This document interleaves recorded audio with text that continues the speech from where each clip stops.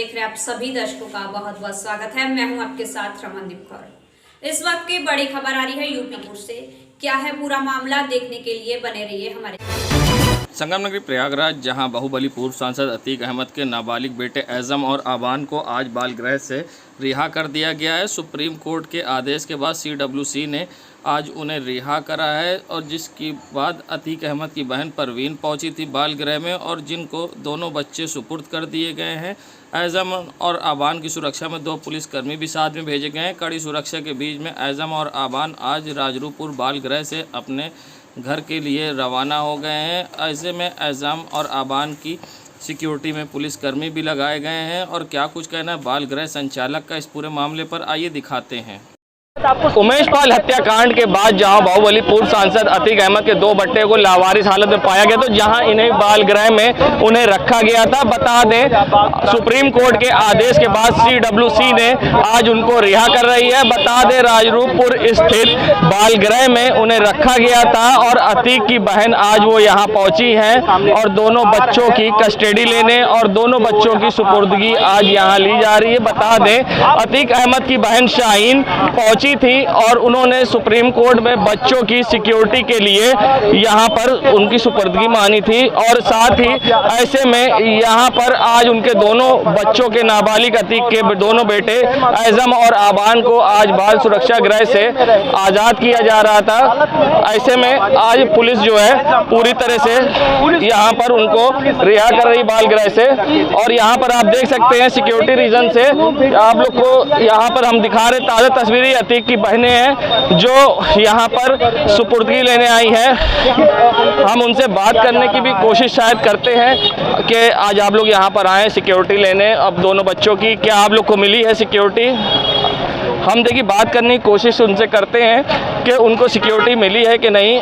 आज आप लोग को आए थे यहाँ सिक्योरिटी लेने, मिली कि नहीं बच्चों की सिक्योरिटी? आप बैठ गए। अच्छा, आप पीछे मत देखिएगा, गाड़ी कहाँ है? जाओ वो गाड़ी खड़ी है। हम उनकी बहन से बात करना चाह रहे हैं कि उनको बच्चों की सिक्योरिटी मिली, मगर इस पर कुछ बोलने तैयार नहीं है। और हम आपको बता रहे दिखा रहे हैं गृह में बच्चों को इसी गाड़ी में अतीक के दोनों बेटे एज़म और आबान को इस गाड़ी में बैठाकर आज रिहाई दी गई है। और आपको ताज़ा तस्वीरें हम दिखा रहे हैं कि किस तरह से अतीक के दोनों बेटों को आज बाल गृह से पुलिस कस्टडी में रिहा कर दिया गया है। इसी गाड़ी से I-20 से उनको लेकर पुलिस और कस्टडी में उनके रिश्तेदार यहां से रवाना हो गए हैं। अतीक के दोनों नाबालिग बेटों को जहां आज रिहा कर दिया गया है बाल गृह से। हम आपको एक्सक्लूसिव तस्वीरें दिखाई है जहां आज उनके दोनों बेटों को नाबालिग बाल सुरक्षा गृह से आज़ाद कर दिया गया है। जन सैयद मोहम्मद आमिर, प्रयागराज। आज अतीक अहमद जी के दोनों नाबालिग बेटे बाल कल्याण समिति प्रयागराज के आदेश से उनकी बुआ श्रीमती परवीन अहमद को सकुशल सुपुर्द करा दिए गए हैं। पिछले 7 महीनों से यहाँ वासित थे। चूँकि नाबालिग थे और कोई इनको अभी तक लेने यहाँ आया नहीं था। आज न्यायालय बाल कल्याण समिति का आदेश हमें प्राप्त हुआ जिसमें उनकी बुआ को सुपुर्द करने की बात लिखी हुई थी। तो उस आदेश के अनुपालन में उनकी बुआ श्रीमती परवीन अहमद को सकुशल दोनों बालक सुपुर्द कर दिए गए। यहाँ पर बच्चे जब रहते थे तो किस तरह की डिमांड करते थे, क्या करते थे बच्चे ये? नहीं, यहाँ हमारे यहाँ एक दैनिक दिनचर्या का मेनू बना हुआ है सारे बच्चों के लिए। हमारे लिए सारे बच्चे सामान्य हैं और सारे बच्चों को एक ही सुविधा जो दिनचर्या की होती है उसी के अनुरूप यहाँ सबको कार्य किया जाता है। अच्छा, पूर्व सांसद के बच्चे थे, किसी तरह कोई इन्होंने डिमांड करी हो? नहीं, ऐसी कोई बात नहीं थी। और सुरक्षा में यहाँ प्रशासन, स्थानीय प्रशासन का पूरा सहयोग रहा है। प्रशासन 24 घंटे यहाँ मौजूद रहता था और पूर्ण सहयोग रहा है। तो किसी प्रकार के कहीं कोई असुविधा नहीं। आज कौन आया पहले? उनकी बुआ आई थी, क्या नाम था? श्रीमती परवीन अहमद। नाम बता दीजिए अपना, परिचय दीजिए। मुकुंद गोस्वामी, संस्था संचालक। इलाहाबाद हाई कोर्ट ने भोजपुरी अभिनेत्री आकांक्षा दुबे की संदिग्ध मौत मामले की जांच CBI से कराने की मांग में दाखिल याचिका पर राज्य सरकार व पक्षियों से 3 हफ्ते में जवाब मांगा है और याचिका को 5 हफ्ते बाद सुनवाई हेतु पेश करने का निर्देश दिया है। ये आदेश न्यायमूर्ति अंजनी कुमार मिश्र तथा न्यायमूर्ति विवेक सिंह की खंडपीठ ने मृतका की मां मधु दुबे की आपराधिक याचिका पर दिया है। याचिका पर सौरभ तिवारी, आर सुमन पांडे CBI की तरफ से संजय कुमार व राज्य सरकार की तरफ से अपर शासकीय अधिवक्ता ने पक्ष रखा। तथ्यों के अनुसार वाराणसी सारनाथ इलाके में एक होटल में गत 26 मार्च को संदिग्ध हालत में आकांक्षा दुबे का शव पाया गया था। आकांक्षा दुबे के परिवार वालों ने सिंगर समर सिंह पर खुदकुशी के लिए उकसाने का आरोप लगाते हुए मुकदमा दर्ज कराया था। पुलिस ने समर सिंह एक अन्य के खिलाफ चार्जशीट दाखिल की। अभी विवेचना जारी है। ऐसे में अधिवक्ता सौरभ दुबे का मधु दुबे के क्या कहना है, आइए दिखाते हैं। आकांक्षा दुबे भोजपुरी अभिनेत्री के मर्डर, उनकी मां का कहना है कि मर्डर हुआ है और परिस्थितियां शो कर रही हैं कि रेप और मर्डर हुआ है।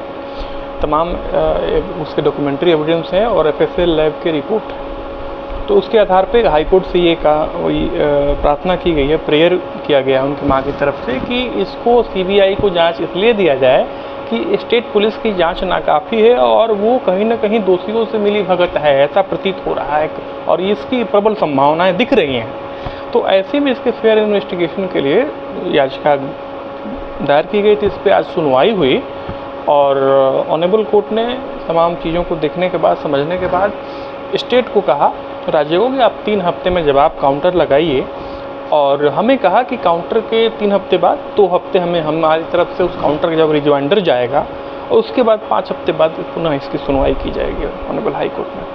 क्या मामला था? मामला था सीधे तौर पे भोजपुरी अभिनेत्री की, जैसे कि पुलिस ने चार्जशीट लगा दिया कि आत्महत्या है, लेकिन दरअसल वो कहीं से आत्महत्या दिख नहीं रही है। अब फर्स्ट अपीयरेंस में अगर आप बेड पे देखेंगे तो बैठी अवस्था में साड़ी गर्दन में लपेटा हुआ है, बायां पैर फर्श पे है। पुलिस को कह रही है कि हमको फिंगरप्रिंट वहाँ कमरे में नहीं मिला। तो ये सब तमाम और भी 3-4 पहलू ऐसे हैं जो क्लियर कट दिखा रहे हैं कि पुलिस उनको ध्यान ही नहीं दे रही है। पुलिस का एक ही फोकस है, आत्महत्या और आत्महत्या के लिए उकसाना, बस यही सब चल रहा है। जी, अगली डेट 5 हफ्ते बाद इस पर सुनवाई होगी। Bench honourable justice Anjani Kumar Mishra और ऑनरेबल जस्टिस विवेक कुमार सिंह की खंडपीठ के समक्ष।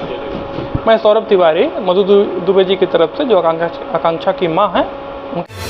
संगम नगरी प्रयागराज की आरपीएफ की crime prevention and detection team ने रेलवे कोच में लगाने वाले तांबे के तार की चोरी करने वाले गिरोह का पर्दाफाश किया है। आरपीएफ ने चोरी के तार के साथ 3 लोग को गिरफ्तार किया है। इनके पास से लगभग 1.5 लाख रुपए के तार बरामद किए गए हैं।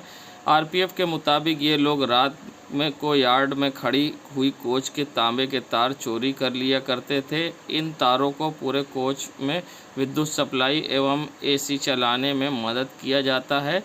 इसके बाद आरपीएफ की crime prevention and detection team द्वारा सीसीटीवी फुटेज और सर्विलांस के आधार पर चोरी करते हुए इस गिरोह के 2 लोगों को गिरफ्तार किया एवं उनकी निशानदेही पर चौक के ठटेरी बाज़ार स्थित तारों खरीदने वाले राकेश कुमार को भी पकड़ा है।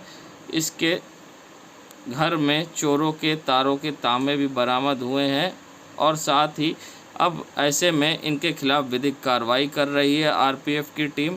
बता दें, आरपीएफ को लिए बड़ी कामयाबी है, जहां चोरी करने वाले इन तीनों लोगों को गिरफ्तार कर अब इनके खिलाफ विधिक कार्रवाई कर जेल भेज रही है आरपीएफ की टीम। प्रयागराज यार्ड में खड़े कोचे की अंडर फ्रेम की कॉपर वायर की चोरी करते थे। वो कॉपर वायर बिजली सप्लाई के लिए कोच में बिजली सप्लाई और एसी को चलाने के लिए लगाया रहता था, जिसको ये सब चोरों द्वारा काट करके जला करके और रिसीवर को बेच दिया जाता था। इसमें कितने लोगों की गिरफ्तारी हुई है? इसमें 3 चोरों को रंगे हाथ पकड़ा गया। उनकी निशानदेही पे रिसीवर को पकड़ा गया है और पूरा माल बरामद कर दिया गया है। कोर्ट के मुकदमे जो इनके खिलाफ दर्ज थे, उस मुकदमे का खुलासा हो गया है। सर, परिचय दे दीजिए। सर, आपका परिचय दे दीजिए। मैं इंस्पेक्टर एसके सिंह, आरपीएफ थाना प्रयागराज।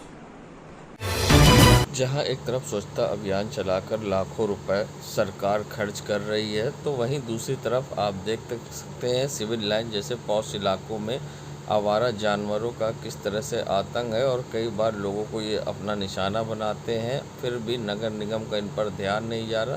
तो वहीं दूसरी तस्वीरें प्रयागराज के करेली क्षेत्र की है, जहां पर आवारा पशुओं का सड़क पर खुलेआम कब्जा है और सड़क पर कभी कभी ये बीचों बीच बैठ जाते हैं, जिससे कि आवागमन में परेशानी लोगों को होती तो है ही, मगर कई बार इनसे वाहन टकराकर दुर्घटनाग्रस्त होते हैं।